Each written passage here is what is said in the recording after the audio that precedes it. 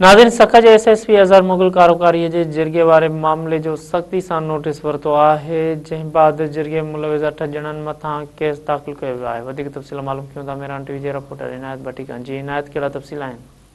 हाँ जी बिल्कुल, सखर जे सेक्शन थाने जी हद आचर घिटीअ में गुज़र ॾियारे जेका सो मुंबई जरगो थियो हो ऐं जरगे जेका वीडियो आहे उहा सोशल मीडिया ते तेज़ीअ सां वायरल थी वई, जंहिंखां पोइ SSP सखर अज़हर ख़ान मुग़ल कारोकारीअ जे जरगे वारे मामले जो सख़्त सां नोटिस वरितो, जंहिंखां पोइ सखर पुलिस सख़्त कार्रवाई कंदे 8 ॼणनि खे गिरफ़्तार करे मथां केस दाख़िल करे छॾियो आहे।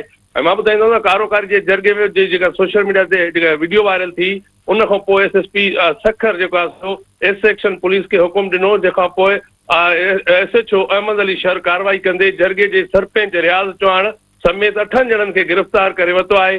गिरफ़्तार जवादर में रियाज़ चौहान, नसरुल्लाह दायो, आबिद जुमानी, अब्दुल हलीम शेख, जावेद मीरानी, मोहम्मद हुसैन मीरानी, अब्दुल गफ़ार जमाली ऐं वज़ीर सहतो शामिल आहिनि। शुरुआती जांच मूजिबि जरगे में मुसम्मात नसीम जेका मीरानी आहे उनखे असगर जुमानी सां जेको मथां कारे जी तोहमत मड़ी वई हुई। जरगे में असगर जुमानीअ मथां एफ़ज़े में संग चटी ॾियण जी फतवा जारी कई वई। गिरफ़्तार जवाबदार मथां केस दाख़िल थियण खां पोइ पुलिस वधीक जांच करे रही आहे। जी इनायत, तव्हांजी महिरबानी।